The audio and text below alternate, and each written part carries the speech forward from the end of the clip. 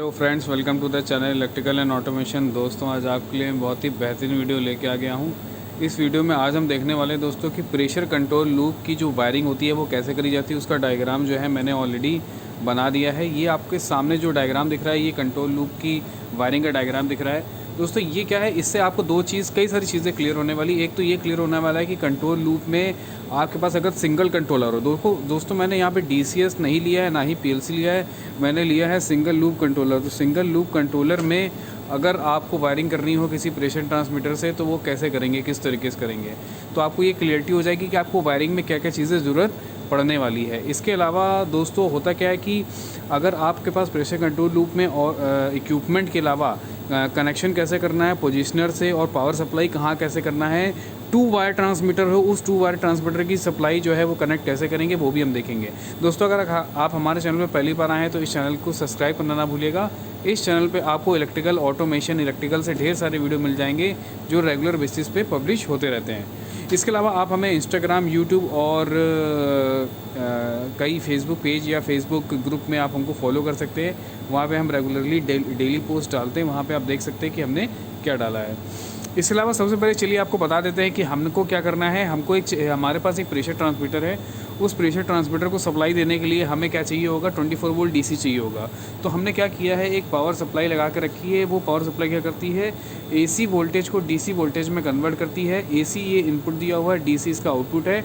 अब होता क्या है कि 2 वायर ट्रांसमीटर होता गया दोस्तों कि जिसमें हमें 2 वायर का यूज़ करना पड़ता है, और हमारी सप्लाई एक वायर से जाती है, दूसरी सप्लाई से जो है वो आउटपुट आता है। तो वो करने के लिए हमने क्या किया कि 24 वोल्ट DC का जो आउटपुट निकला है वो हमने डायरेक्टली माफ़ कीजिएगा, एरो गलत बन गया है। ये एरो इस तरफ बनेगा, ये एरो जो है वो उस तरफ बना हुआ है, देखिए।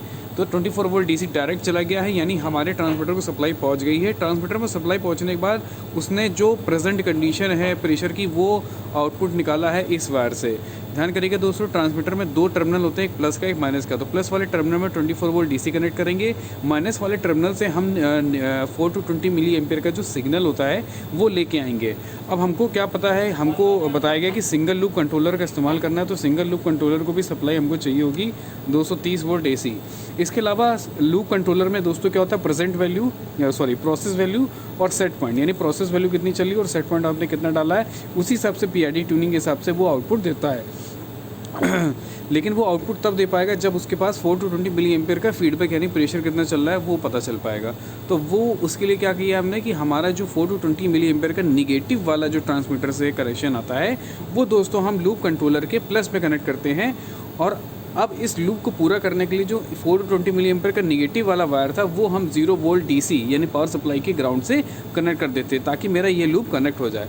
इसके अलावा सबसे इंपॉर्टेंट बात यह कि लूप कंट्रोलर में हमको 250 ओम का रेजिस्टेंस सीरीज़ में लगाना पड़ेगा दोनों टर्मिनल के, ताकि लूप कंट्रोलर इस सिग्नल को रीड कर सके। क्योंकि लूप कंट्रोलर जो होते हैं वो वोल्टेज में रीड करते हैं और हम जो सिग्नल दे रहे हैं वो करंट की फॉर्म में है। तो करंट को वोल्टेज में कन्वर्ट करने के लिए दोस्तों हमको रेजिस्टेंस लगाना पड़ता है। ठीक है दोस्तों, ये डिपेंड करता है कि बस कंट्रोलर कैसे। कुछ कंट्रोलर ऐसे आते हैं जिनके अंदर इनबिल्ट रेजिस्टेंस होता है, तो उसमें डायरेक्ट हमको मिली एम्पियर कनेक्ट करना होता है। कुछ कंट्रोलर ऐसे आते हैं जैसा कि मैंने बनाया हुआ है, उनको वोल्टेज ही रीड करना होता है, तो वो ऑलरेडी मेंशन करके देते हैं कि आपको 250 ओम का रेजिस्टेंस लगाना पड़ेगा, तब वो सिग्नल को रीड कर पाएगा। अब ये सिग्नल इस कंट्रोलर तक आ चुका है। अब ये कंट्रोलर क्या करेगा, अब आपके सेट पॉइंट से कंपेयर करेगा। अब सेट पॉइंट से कंपेयर करने के बाद जो उसमें PID ट्यूनिंग पड़ी होगी, उस PID ट्यूनिंग के हिसाब से वो आउटपुट निकालेगा।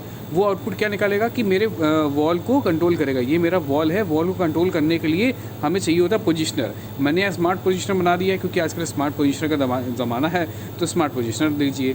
तो स्मार्ट पोजिशनर जो है वो आउटपुट कब देगा, जब उसके पास कंट्रोलर से आउटपुट आएगा, और कंट्रोलर से आउटपुट आएगा वो मेरे स्मार्ट पोजिशनर में प्लस और माइनस यानी AO। ये दोस्तों AO होगा, ये AI हो गया। एनालॉग आउटपुट जो है वो स्मार्ट पोजिशनर में आ चुका है।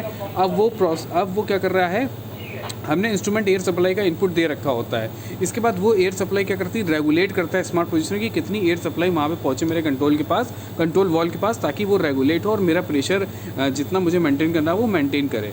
अब ये कंट्रोल वॉल जो है दोस्तों ये नीचे की ओर एरो बना होता है, तो इसका आप समझ जाइए कि एयर टू क्लोज है, यानी एयर फेल टू ओपन हो जाएगा। तो ये बेसिक सा कंट्रोल लूप था जिसकी वायरिंग आपको आनी चाहिए। मतलब ये बेसिक सी चीज़ है। अगर आपको ये इतनी चीज़ें क्लियर है तो आप किसी भी सर्किट की वायरिंग करने में कोई भी प्रॉब्लम नहीं होगी। इससे अलावा आप किसी और टाइप की कंट्रोल लूप की वायरिंग चाहते हैं तो आप हमको ज़रूर बताएं, हम हर टाइप के कंट्रोल लूप की वायरिंग बना के आपको ड्रॉ करके ज़रूर दिखाएंगे। इसके अलावा इस वीडियो में कोई भी डाउट हो तो प्लीज़ कमेंट बॉक्स में कमेंट करके ज़रूर बताइएगा, और इसके अलावा अगर आपको किसी टॉपिक में और वीडियो बनवाना हो तो वो भी बताइएगा और अपना फीडबैक हमें ज़रूर दीजिएगा। वीडियो देखने के लिए बहुत बहुत थैंक यू।